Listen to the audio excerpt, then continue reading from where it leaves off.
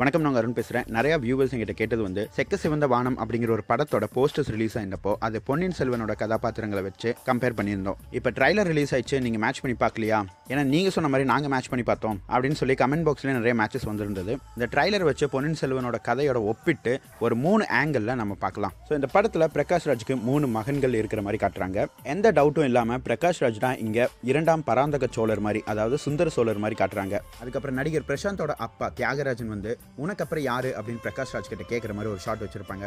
இதுலேருந்தே கிளியராக தெரியுது அவருக்கு பழுவேட்டரையர்கள் மாதிரி ஒரு கேரக்டர் இருக்கும் அப்படின்னு. ஏன்னா பொன்னியின் செல்வன் பொறுத்த வரைக்கும் 2ஆம் பராந்தக சோழருக்கு அப்புறம் யார் நாட்டை ஆளணும் அப்படிங்கிறதுல வந்து பழுவேட்டரையருக்கு மிகப்பெரிய ஒரு பங்களிப்பு இருந்ததுன்னே சொல்லலாம். அதுக்கப்புறம் நான் தான் வேற யாரு அப்படின்னு சொல்லிட்டு அரவிந்த் சாமி சாரோட ஒரு என்ட்ரி வருது. ஸோ இட்ஸ் அன்டவுட்டட்லி இவர் தான் ஆதித்ய கரிகாலன் அப்படிங்கிற மாதிரி காட்டுறாங்க. பிளஸ் ஒரு ஷாட்ல ஆதித்ய ராவ் கூட ஒரு அஃபேர் இருக்கிற மாதிரியும் காட்டுறாங்க. ஸோ மேபி ஆதித்ய ராவ் தான் பொன்னியின் செல்வன்ல வர நந்தினி கேரக்டரா இருக்கும். ஏன்னா நந்தினி மேல ஆதித்ய கரிகாலன் வந்து ஆசைப்படுறாரு. இந்த ட்ரைலர்லயும் அப்படி ஒரு ஷாட் இருக்கும். அடுத்தது தியாகு அருண் விஜய் சார். அவர் வந்து அருள்மொழிவர்மர் தான், அதாவது ராஜராஜ சோழன் தான். அது மட்டும் இல்லாம அருண் விஜய் சாருக்கு ஜோடியா இங்க வந்து யாருன்னு பாத்தீங்கன்னா ஐஸ்வர்யா. அவங்க வந்து இலங்கை தமிழ்ல பேசுறாங்க. அருள்மொழிவர்மரை இலங்கையிலிருந்து தமிழகத்துக்கு கூட்டிட்டு வரது யாருன்னு பாத்தீங்கன்னா பூங்குழலி. ஸோ ஐஸ்வர்யாவோட கேரக்டர் வந்து இங்க பூங்குழலியா கூட இருக்கலாம். ஆதித்ய கரிகாலனுக்கு அப்புறம் அருள்மொழிவர்மர் தான் மன்னராவாரு அப்படின்னு சொல்லி எல்லாரும் எதிர்பார்த்தாங்க. அப்போ பராந்தக சோழருக்கு 2 மகன் தானே, ஒன்னு ஆதித்ய கரிகாலன், இன்னொன்னு அருள்மொழிவர்மர். அப்ப கடைசியா வர சிம்பு சார் யாரு அப்படின்னு கேட்டீங்கன்னா பொன்னியின் செல்வன் படி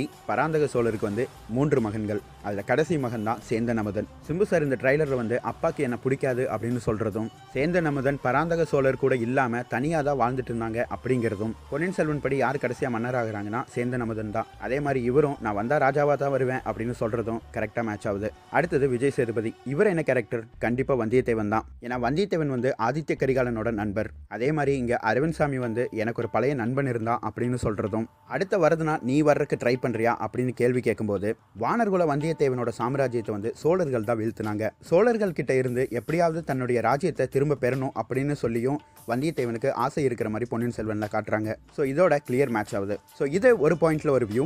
அடுத்த வியூ வந்து அருண் விஜய் சார் வந்து அருள்மொழிவர்மரோட கம்பேர் பண்ணோம். ஆனால் இந்த ட்ரைலர்ல வந்து அவர் கொஞ்சம் கிரீடி அப்படிங்கிற மாதிரி காட்டுறாங்க. அதாவது அடுத்தது தான் வரணும் அப்படிங்கிற மாதிரி ஆசைப்படுறாரு. ஆனால் பொன்னியின் செல்வன் படி அருள்மொழிவர்மருக்கு அந்த ஆசையே இல்லை.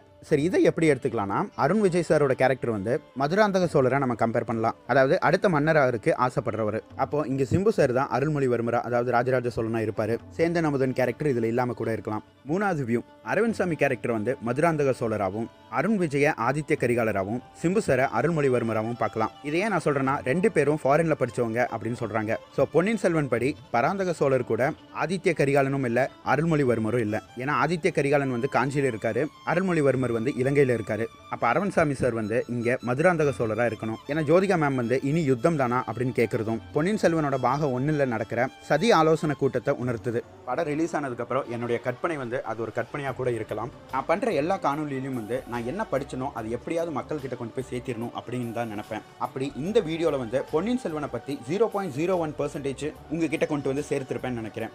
நன்றி.